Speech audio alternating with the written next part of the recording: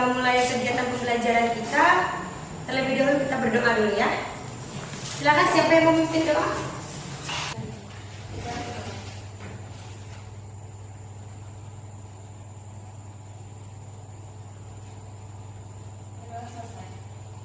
Baik, sebelum kita lanjut lagi, hari ini ada tidak yang tidak masuk? Ada.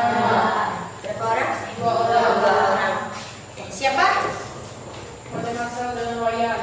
Oke, Ibu tulis dulu ya.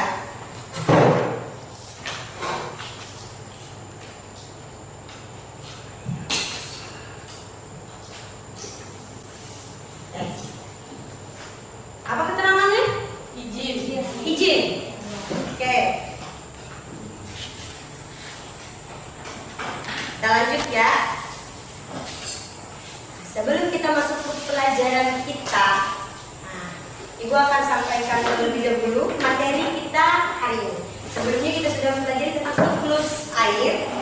Sekarang kita akan mempelajari tentang pasti di fenomena biosfer, itu tentang perairan udara dan laut. Kemudian ada konservasi air tanah dan daerah aliran sungai. Sekarang ini adalah tujuan pembelajaran kita. Tujuan pembelajaran kita yang hari ini ada 4. Nah, jadi yang pertama itu kalian diharapkan mampu nanti mendeskripsikan jenis-jenis dari perairan darat. Ya. Nah, kemudian yang kedua, kalian nanti diharapkan juga bisa mendeskripsikan bagian-bagian dari perairan laut. Nah, berikutnya, ya, tujuan pembelajaran berikutnya, kalian diharapkan mampu menyimpulkan pengaruh dari konservasi air tanah terhadap kehidupan manusia. Kemudian yang keempat, kalian juga diharapkan mampu untuk menyimpulkan dampak dari konservasi daerah aliran sungai. Semuanya itu nanti pasti berhubungan dengan kehidupan manusia ya. Sebelumnya Ibu tanya dulu. Kita di Indonesia, khususnya kita di Kalimantan ya, ada nggak yang susah cari air bersih? Ada. Kalau kalian sehari-hari itu menggunakan sumber air apa? Ya, sumur. Apalagi? Ada nggak yang selain sumur? Ada? Ada. Ada apa? Leding. Ada? Yang dari sungai ada nggak? Ada juga. Nah, sekarang kondisi airnya gimana? Kalau yang dari sumur gimana? Dari warna, bau, gitu. Gimana? Bersih. Bau nggak? Tidak. Kalau sungai? Bersih juga. Jernih nggak airnya? Ada. Ya tergantung sungai kita ya. Kita mau pakai sungai yang mana? Kalau kita sungai Karo, airnya berwarna coklatan ya, kekuningan. Kalau air dari sungai lain, ada yang merah juga ya, ada yang bersih juga. Selanjutnya, coba kalian perhatikan. Nah, lihat gambarnya ya. Nah, di sini ada sungai. Apakah di tempat kita ada sungai? Ada. Oke. Banyak nggak? Banyak. Banyak ya. Yang berikutnya? Danau. Tempat kita ada danau? Ada. Berikutnya? Rawa. Ada nggak rawa tempat kita? Ada juga. Berikutnya? Nah, air tanah. Tahu nggak? Nah, nanti kita akan pelajari ya. Nah, berikutnya daerah aliran sungai. Daerah aliran sungai itu berarti daerah yang ada di sepanjang aliran sungai. Berikutnya, ini untuk laut. Nah, tempat kita ini kan lumayan jauh dari laut. Jadi Ibu gambarkan seperti ini saja. Di sini ada bagian-bagian dari perairan laut dari yang tepian pantai. Ya, kemudian ada perairan dangkal, ini ya. Nah, di sini ada perairan sedang, ada lagi perairan yang dalam. Nah, nanti kalian, ini tidak ibu jelaskan secara panjang lebar karena ini nanti akan menjadi tugas kalian ya. Nah, ini akan jadi tugas kalian akan mencari kata ini. Sekarang selanjutnya ibu akan memutarkan video yang berkaitan dengan materi kita hari ini ya.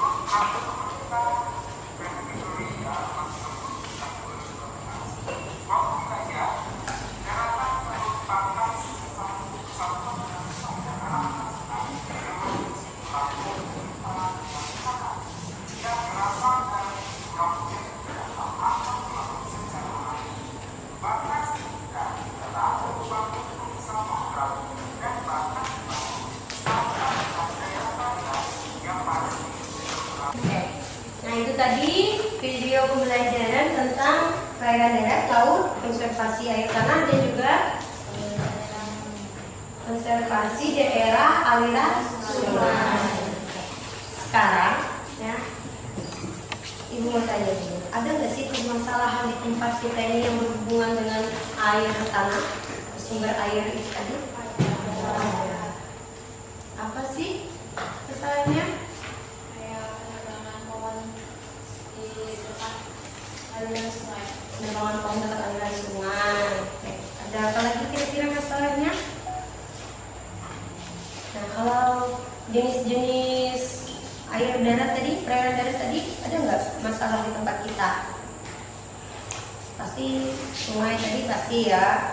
Kalau selain sungai tadi kan ada danau, ada rawa, ada nggak masalah di tempat kita?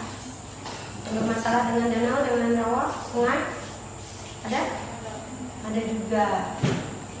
Memang rata-ratanya masalahnya adalah penebangan. Nah, pohon di sekitarnya itu sangat berpengaruh ya terhadap kualitas air. Oke.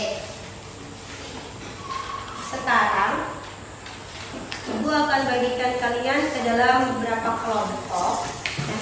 Kalian akan mencari tahu dan memecahkan permasalahan yang berkaitan dengan materi kita. Sebelumnya kita bisa berhitung dulu ya untuk pembagian kelompoknya dari 1 sampai 4. Boleh dari depan ke belakang atau depan ke samping? Depan ke samping aja ya hitungan. Oke, silakan mulai berhitung. 1, 2, 3, 4, 1, 2, 3, 4, 1, 2, 3, 4. Terakhir 2 1. Oke, terakhir 1. Berarti yang nomornya 1 berkumpul dengan kelompok 1, yang nomor 2 berkumpul dengan kelompok 2, yang nomor 3 berkumpul dengan kelompok 3, dan nomor 4 berkumpul dengan kelompok 4. Satunya di sini saja, 2-nya di situ, 3 di belakang, 4-nya di pojok sebelah sini ya. Oke, silakan boleh bergabung dengan aku.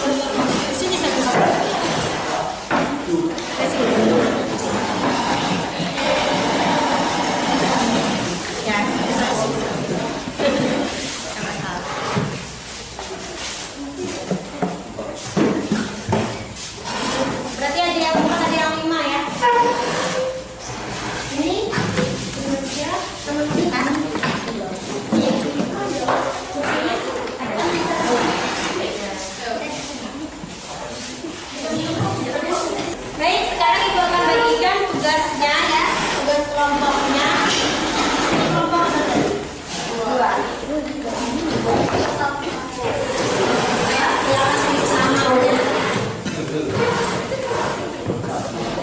Ini kelompok satu.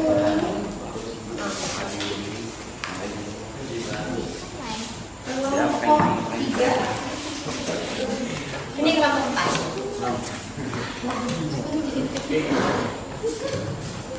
Silakan mulai dikerjakan. Nah, di situ ada KPD-nya. Boleh dilihat aja di dalam. Ya, ada KPD-nya. Nah, yang di belakangnya itu adalah bahan bacaannya. Jadi ini KPD-nya di sini sudah lengkap. Kalian semua sudah mendapatkan tugas kelompoknya masing-masing. Sekarang silakan mulai dikerjakan, boleh ditulis. Waktunya cukup 15 menit ya. Waktunya cukup 15 menit. Boleh cari dari bahan bacaan yang Ibu bagikan, boleh juga kalian cari langsung dari internet ya. Boleh. Silakan bisa mulai dikerjakan.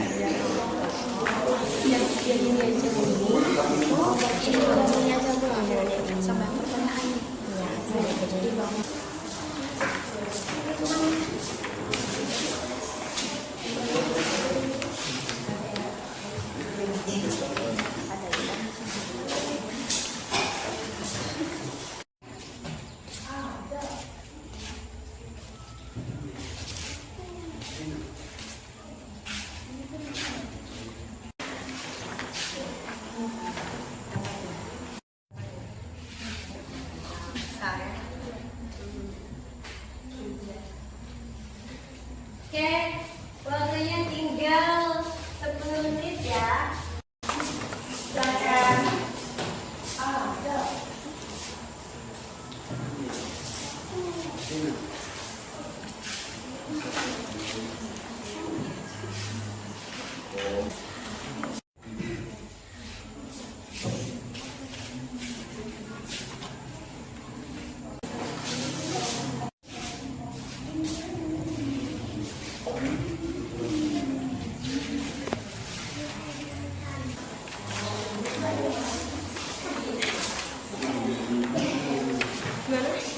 Ada. Nah, asik baca-baca.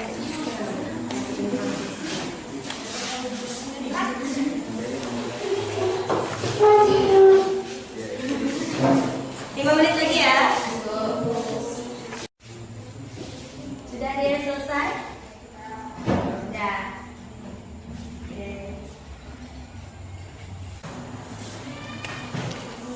Gimana Gilang? Ketemu informasinya? Ketemu. Oke.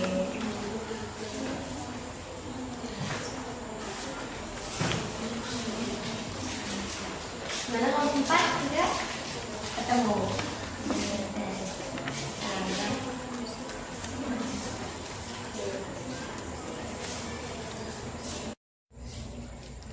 Nomor 3.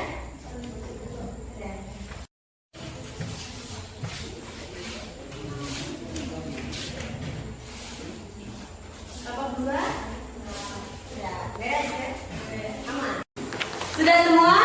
Sudah semua, kita cukupkan saja. Kita lanjutkan untuk bagian berikutnya, itu presentasi ya. Tapi sebelum presentasi kita harus briefing dulu. Nah, semuanya perhatikan, ikuti apa yang ibu ucapkan ya. Ikuti apa yang ibu ucapkan. Tepuk 1, tepuk 1, tepuk 3. Oke. Lagi, tepuk 5. Nah. Sudah tidak konsen berarti ya. Nah. Oke, kita ulang lagi ya. Kita tingkatkan konsentrasi kita, oke? Sebelum kita lanjut, oke, lanjut. Kita ulang, tepuk 3. Oke, tepuk 3. Oke, tepuk 5. Aman. Tepuk 5. Oke, aman. Tepuk tangan dulu untuk kita semua. Aman dulu, saja, tahu dulu. Bisa nggak? Nabi. Nah, kita tahu itu kata dia ketawain kayak gitu. Oke. Sekarang kita lanjutkan ya untuk presentasi. Silakan kelompok berapa yang mau presentasi lebih dahulu. Nah, diharapkan nanti saat presentasi yang lain bisa perhatikan dan tanggapi hasil dari presentasi kelompok lain ya. Oke, kelompok berapa dulu yang mau presentasi? Silakan. Kelompok berapa? Bebas aja. Yuk, kelompok berapa dulu yang mau? Belum siap? Belum siap. Kelompok berapa dulu? Silakan. Tidak harus urutan ya. Kelompok 3 kah? Oke, kelompok 3. Silakan.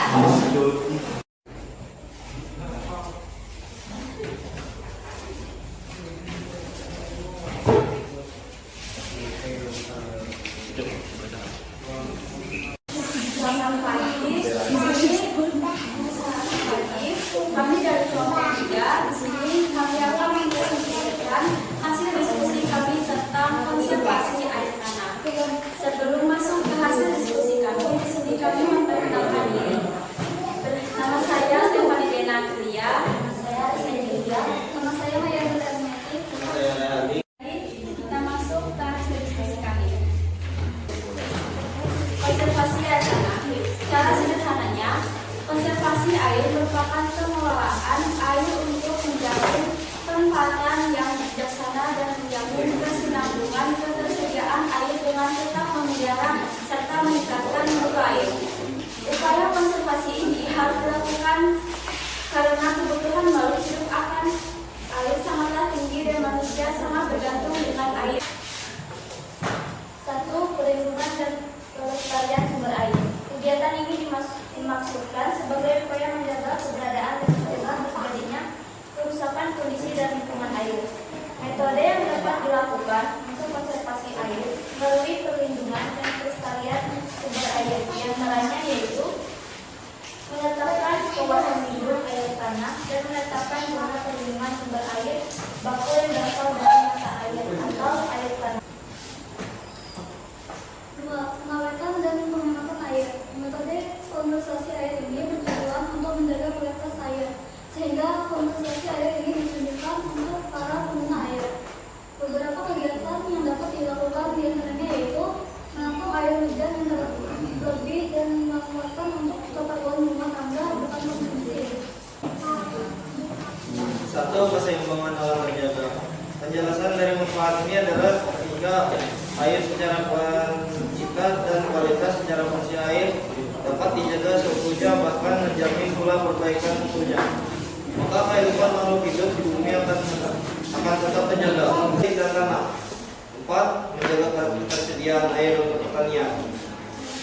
Tatkala ketersediaan air menjadi lebih baik, utamanya untuk memenuhi kebutuhan manusia, maka air tersebut dapat menjadi perairan pertanian di kala kemarau datang. 5. Menjamin kelestarian daerah aliran sungai (DAS). Kerusakan daerah aliran sungai (DAS) atau bantaran sungai akibat buruknya perilaku manusia, pengaruhnya pada ketersediaan air bersih dapat diperbaiki melalui konservasi.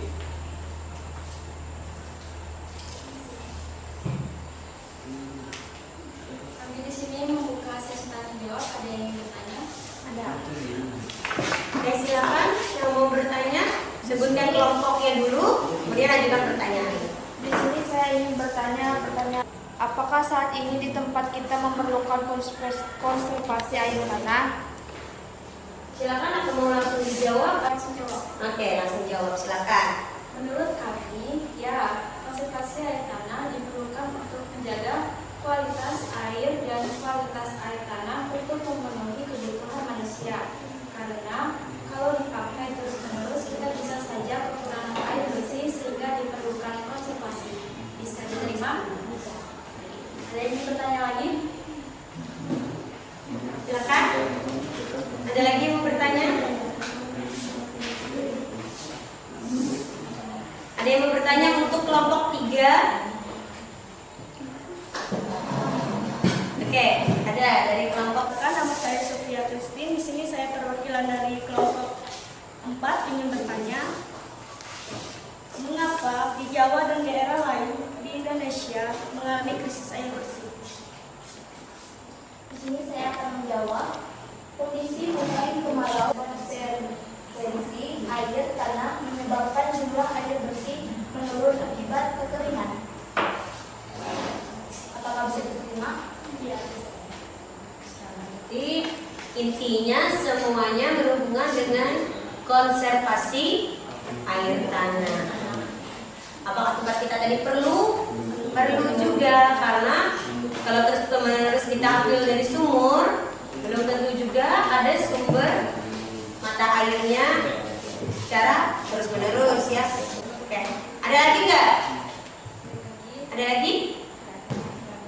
Tidak ada. Oke, kalau tidak ada silakan ditutup. Sekian presentasi dari kami. Terima kasih.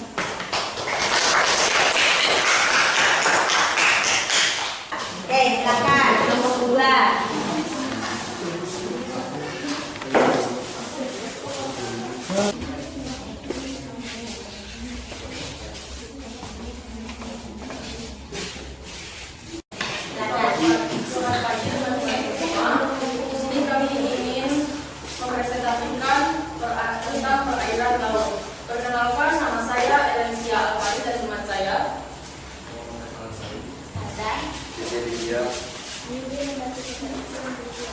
Nah, di sini kami ingin mempresentasikan laut tidak memiliki kedalaman yang sama.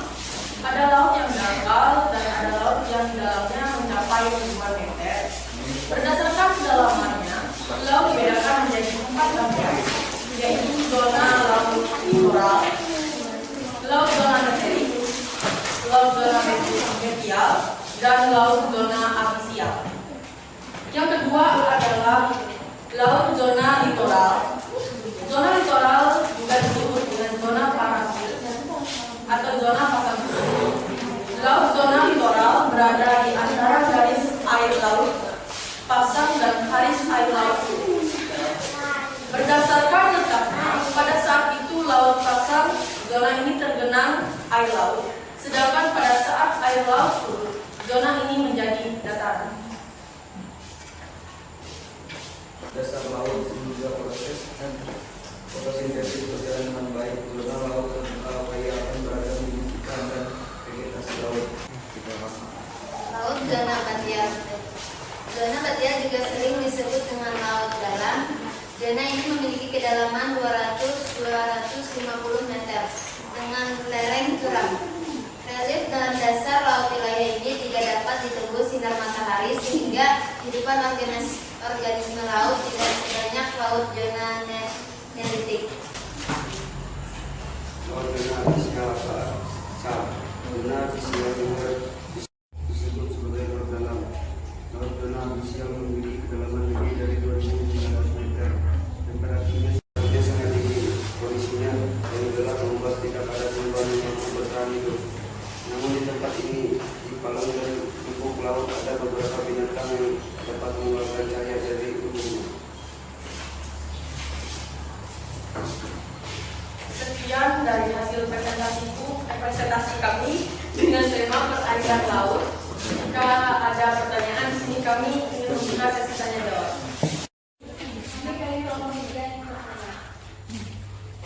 Nama saya Tehani, saya ingin bertanya untuk kelompok 2. Perairan Laut Jawa termasuk perairan zona apa? Silakan. Laut Jawa termasuk zona laut dangkal. Laut Jawa terletak di antara Kalimantan, Jawa, Sumatera, dan Sulawesi, Indonesia, atau zona neritik. Nah, zona laut dangkal ya. Oke, zona laut dangkal. Gimana? Ya, bisa terima. Apa ada lagi? Silakan. Jadi, di sini saya ingin bertanya pada kelompok 2. Apakah laut berpengaruh bagi kehidupan manusia? Jawabannya ya, sangat berpengaruh karena banyaknya sumber kayak hawani dan bahan pokok makanan manusia itu dari laut seperti ikan, gurita atau makanan laut yang lain. Bisa diterima? Ya, bisa. Oke. Ada lagi nggak? Tidak ada. Kelompok 1 ada? Ada pertanyaan nomor 1? Tidak ada. Tidak ada. Oke, Ibu tambahkan dulu. Memang betul kita mempelajari bagian-bagian dari laut ya. Ada zona-zonanya. Ada yang laut pasang surut, ada laut dangkal, laut dalam, ada juga laut yang sangat dalam itu atau palung ya, bagian paling gelap. Semuanya tetap ada organisme walaupun tidak sebanyak yang di dekat laut dangkal. Di sini tadi ada juga yang bertanya apakah tadi laut itu berpengaruh bagi kehidupan manusia? Ya, tentu sangat berpengaruh. Nah, selain sebagai sumber daya ya, yang bisa dimanfaatkan oleh manusia, laut itu juga sangat berpengaruh dalam sistem atau siklus hidrologi. Karena dalam kehidupan manusia tidak bisa terlepas dari yang namanya siklus hidrologi atau siklus air. Nah, laut itu yang paling banyak menghasilkan uap air yang nantinya akan berubah menjadi hujan. Nah, karena tidak ada lagi atau ada lagi? Tidak ada. Tidak ada. Kalau tidak ada lagi, silakan berdiri cukup. Sekian dari presentasi kami. Selanjutnya kelompok berapa? 1. Kelompok 1.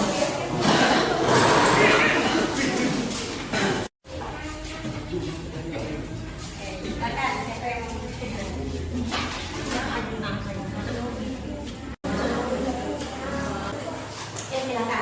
Pertama-tama, perkenalkan kami dari kelompok 1. Perkenalkan nama saya Nurul Gunawan. Saya Dewi Ariani, saya juga. Dari Jawa. Tema perairan darat. Jenis-jenis air permukaan. Sungai, danau, rawa. Sungai adalah sistem jaringan yang berbentuk secara alami dan permukaan bumi yang membentuk pola aliran. Danau adalah bagian hubungan daratan di permukaan bumi yang terisi air. Nah, danau ini memiliki 2 jenis, yaitu danau alami dan danau buatan. Perbedaannya hanya di proses terjadinya danau. Rawa adalah bagian permukaan bumi yang tergenang air dan ditumbuhi oleh tumbuhan. Oleh letaknya itu lebih rendah dari daerah sekitarnya. Yang ketiga, faktor jenis tanah air hujan sehingga terpaksa pada tanah yang padat seperti lumpur dan tanah liat. Sedangkan air hujan mudah merekam pada tanah yang berlubang atau berpasir. Yang keempat, faktor karakteristik daerah aliran sungai. Bias yang panjang dari luas akan menangkap hujan dan cukup besar dari berpotensi untuk menerima penyimpan dan mengalirkan air.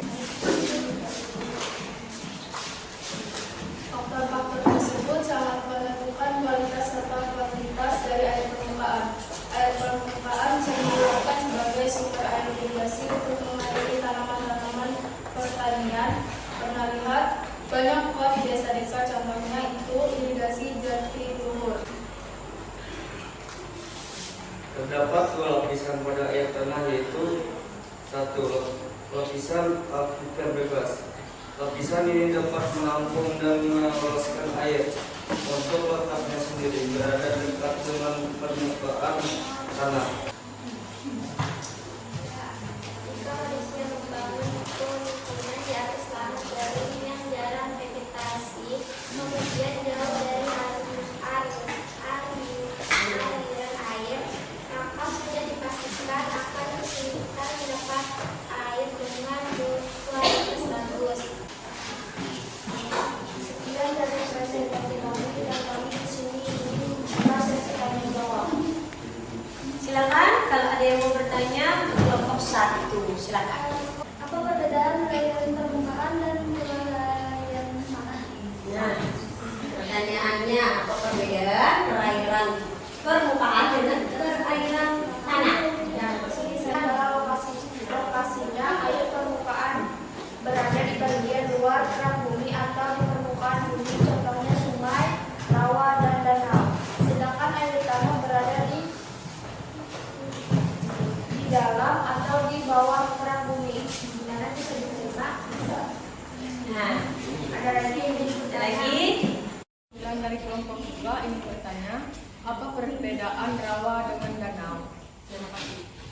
Ya, di sini saya ingin menjawab perbedaannya pada sirkulasi airnya. Danau mengalami pergantian air karena airnya bersumber dari air sungai dan air hujan, sedangkan rawa sedang mengalami pergantian air. Gimana bisa diterima? Bisa. Ada lagi enggak? Ada lagi? Tidak ada. Oke, sebelumnya bawa tambahkan dulu ya. Jadi ada yang namanya di sini ada perairan permukaan, ada air tanah atau perairan tanahnya. Perairan permukaan tadi ada danau, ada sungai, ada danau, ada rawa. Tadi ada yang nanya apa bedanya perairan permukaan dengan perairan tanah. Jelas perbedaannya karena letaknya.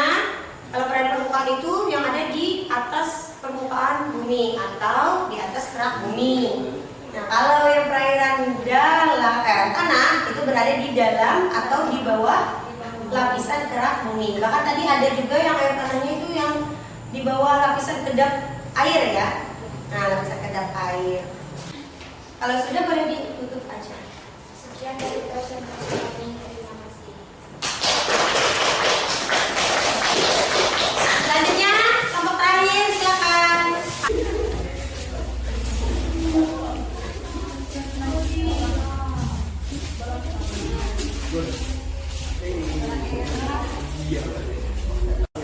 Silakan.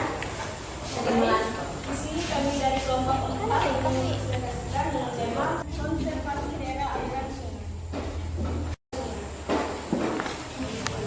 Silakan perkenalan dulu. Perkenalkan, nama saya Sofia Tasmin. Saya Nayasa Steve. Ya, Februari.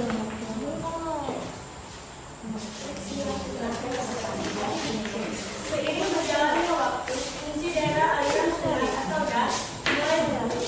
Penurunan fungsi tersebut disebabkan oleh beberapa hal, antara lain kegiatan deforestasi, penebalan hutan secara liar, sistem pertanian yang tidak pernah yang tidak ramah lingkungan, dan sebagainya. Agar penurunan fungsi DAS tidak terus terjadi, maka harus dilakukan upaya untuk menjaga dan melestarikan kondisi DAS.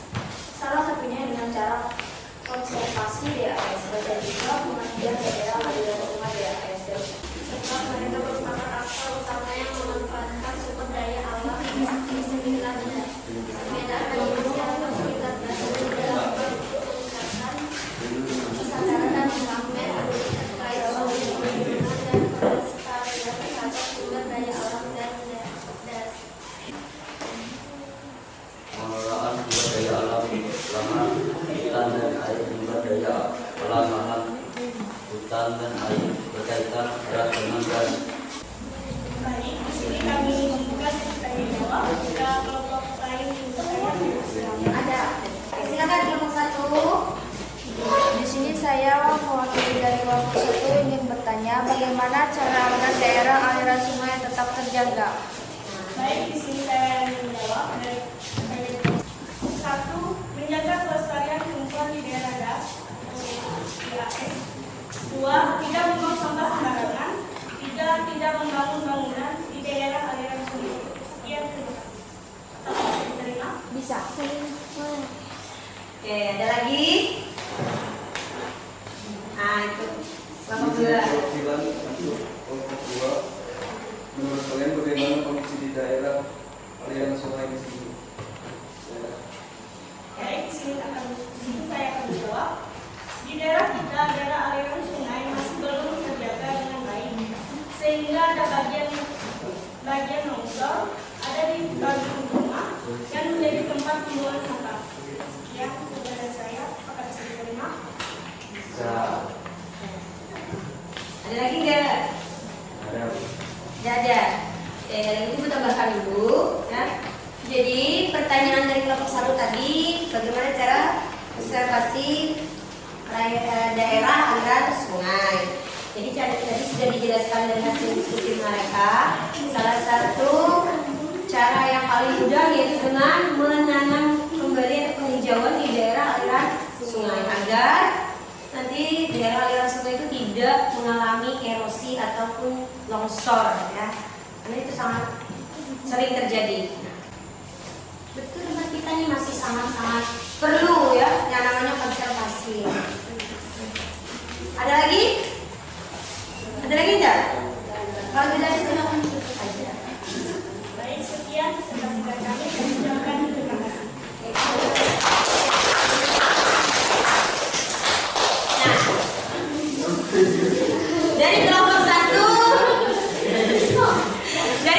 sampai kelompok 4 semuanya yang sudah menyampaikan hasil diskusi kelompoknya ya. Kelompok 1 tentang perairan darat, kelompok 2 perairan laut, kelompok 3 konservasi air tanah, kelompok 4 konservasi daerah aliran sungai. Semua jawabannya sudah sangat bagus ya. Pertanyaan-pertanyaannya yang juga diberikan itu walaupun katanya itu mudah saja dijawab, tapi itu menyangkut dengan kondisi di lingkungan kita ya. Karena itu menyangkut kondisi di lingkungan kita. Kita berbicara fakta di lingkungan kita ya.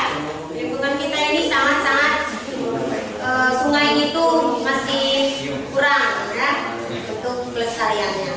Apalagi di daerah hulu ya sudah banyak yang digarap untuk perkebunan dan pertambangan. Nah, kemudian dampaknya yang paling signifikan di tempat kita sudah berapa kali terjadi banjir? Sudah sering kali ya. Dari tahun 2023 kemarin sampai awal 2024 juga pernah terjadi banjir. Yang tadinya tidak sampai sedalam lutut malah sampai masuk ke dalam rumah ya. Nah, kemarin yang tidak pernah dalam sejarah itu banjir itu daerah ini yang kita lewati depannya Gang Mawar, jalan tuju ke sekolah kita nih, kan ada di situ. Nah, itu tidak pernah sejarahnya ada banjir, air itu meluap. Tapi ternyata tahun kemarin terjadi banjir di situ lumayan dalam ya. Kalau anak kecil mau berenang bisa jadi kolam renang itu. Itu adalah dampak-dampaknya ya. Makanya perlunya adanya konservasi. Ibu pernah lihat satu daerah, ibu lupa itu di mana, tapi kalian baru saja lihat satu buah sungai yang sungainya itu sangat jernih dan dikerami. Itu di Indonesia. Ibu lupa itu daerahnya di mana, tapi itu ada di Indonesia. Kalian boleh searching aja nanti di Google atau di YouTube. Ya, sungai yang sangat jernih di Indonesia. Tepian sungainya itu atau daerah aliran sungainya itu memang dibuat pemukiman, tapi saking bersihnya airnya seperti kaca bening, dan itu seperti kolam renang seperti resort di luar negeri. Itu ada di Indonesia, tapi ibu sampai sekarang ingat lupa ibu daerah mana. Ya, nanti bisa kalian cek sendiri ya informasinya. Sekarang silakan hasil kerja kelompoknya boleh dikumpulkan dulu.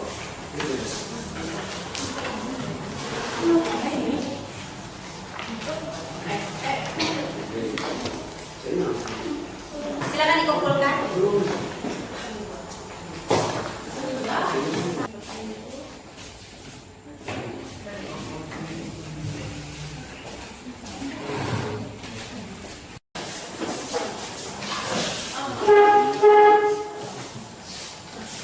Oke.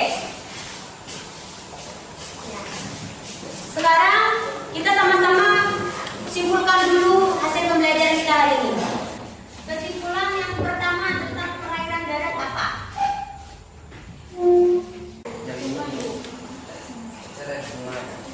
Ada sungai, danau, rawa. Nah itu perairan apa? Perairan darat atau perairan permukaan. Nah, perairan permukaan itu kan tadi yang sudah Ibu sampaikan. Perairan permukaan itu perairan yang ada di mana?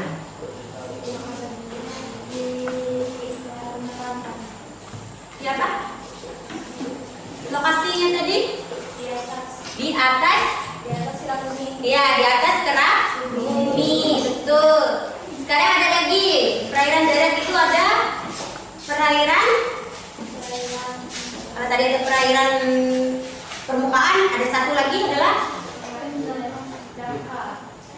ya dangkal atau perairan tanah, ya air tanah. Nah, air tanah tadi, air tanah itu air yang di mana? Lokasinya? Berada di di situ. Yang air tanah ini apa lagi? Kalau tadi air permukaan yang berada di atas kerak bumi. Kalau air tanah di bawah kerak bumi. Oh iya, di bawah kerak bumi. Kalau kita mau mendapatkannya, kita bisa membuat sumur. Betul, sumur ya. Oke. Selanjutnya berikutnya ada perairan laut. Perairan laut tadi terbagi jadi berapa? Empat. Ada zona apa? Pasang surut, laut datar,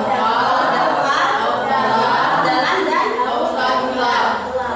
Lautan dalam dan gelap. Nah, bedanya laut dalam dengan laut dalam gelap itu terletak pada kedalamannya. Kalau laut dalam yang gelap tadi dia lebih dari 2000 meter di bawah permukaan laut. Di situ sudah sangat jarang ditemukan yang namanya makhluk hidup.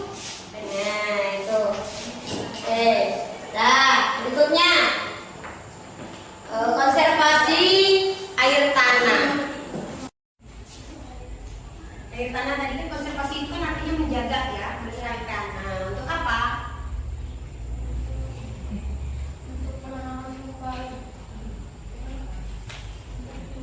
Penanaman kembali itu salah satu cara konservasi ya. Tapi konservasi itu sendiri itu supaya apa? Dengan air tanah kita itu supaya apa? Supaya terjadi hal apa dengan air tanah itu? Supaya apa? Menjaga ya, menjaga kelestarian air. Boleh, menjaga kelestarian air boleh. Boleh ya, menjaga kelestarian air boleh juga. Utamanya tadi konservasi air tanah itu supaya mencukupi kebutuhan air bagi makhluk hidup ya, makhluk hidup, karena semuanya bergantung kepada air dan air. Kalau hanya kekeringan ya mungkin sawah juga kering, tapi air masih bisa minum. Tapi kalau sudah kesulitan air bersih, ya, sangat bahaya ya. Iya betul, nggak bisa mandi, nggak bisa masak, nggak bisa minum. Terakhir, konservasi daerah aliran sungai. Untuk apa? Untuk apa? Agar tidak terjadinya banjir. Tidak terjadi banjir. Apalagi? Ayo, konservasinya. Nah, daerah aliran sungai itu. Tadi kan pasti ada dampak-dampaknya. Jadi Untuk apa kita melakukan konservasi? Tadi dampaknya terjadi banjir, ada longsor atau erosi. Jadi supaya tidak terjadi dampak ini harus dilakukan apa? Jangan membuang limbah sembarangan. Ya, tidak boleh limbah sembarangan. Pas. Jangan penebangan pohon liar. Nah, tidak melakukan penebangan pohon secara liar. Itu nanti juga akan membantu konservasi ya. Konservasi itu dilakukan supaya menghindari dampak dari kerusakan daerah sungai. Dampaknya tadi bisa terjadi pendangkalan sungai, bisa terjadi tanah longsor, bisa terjadi banjir. Jadi sangat-sangat perlu yang namanya konservasi. Sekarang Ibu akan melakukan tes formatif, masih tetap saja sepertinya di posisinya. Tes formatif akan Ibu kirimkan menggunakan WA ya. Ibu kirimkan via WA. Itu sudah Ibu kirimkan lewat WA ya. Silakan kalian buka di WA grup kelas kita. Boleh dilihat di situ dan silakan dikerjakan. Ibu berikan waktu 10 menit untuk kalian mengerjakan soal yang berkaitan dengan materi pembahasan kita sekarang. Silakan dibuka di WA-nya ya. Silakan. Keluarkan saja handphonenya, boleh mulai diisi. Jangan lupa nama dengan kelasnya. Apakah susah soalnya? Tidak. Oh tidak. Silakan.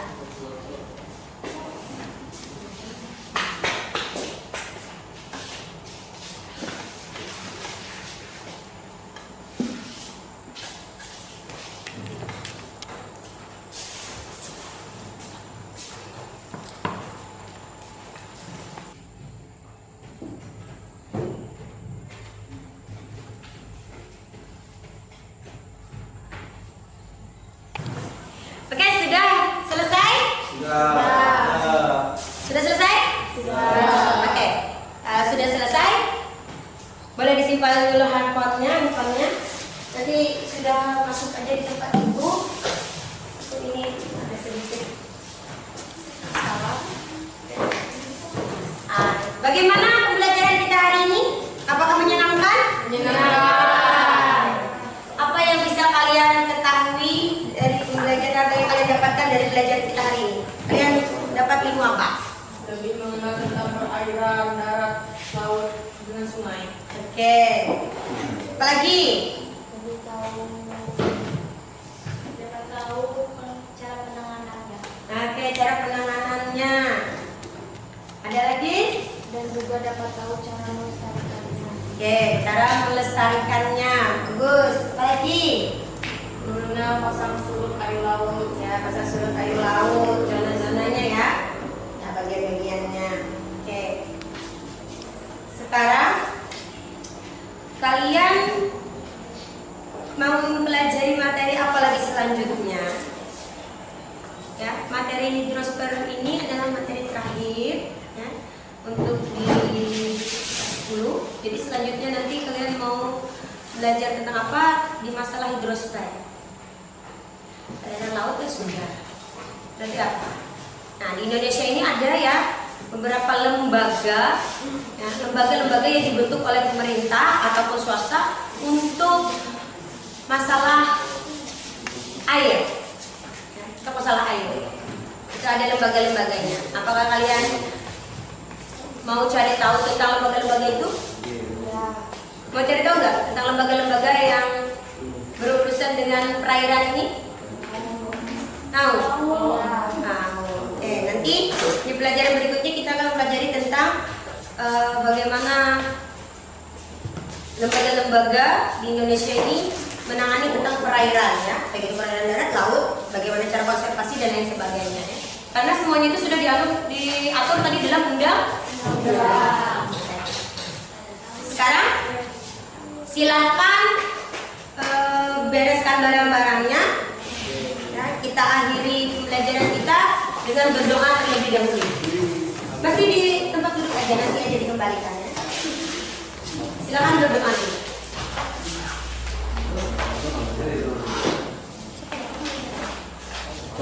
Siapa berdoa? Vicky.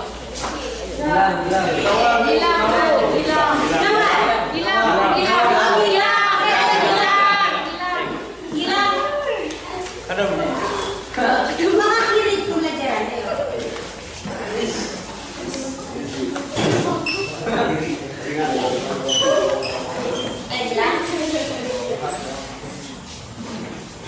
Sebelum mengakhiri pelajaran, marilah kita berdoa agama yang kita masuk berdoa dimulai.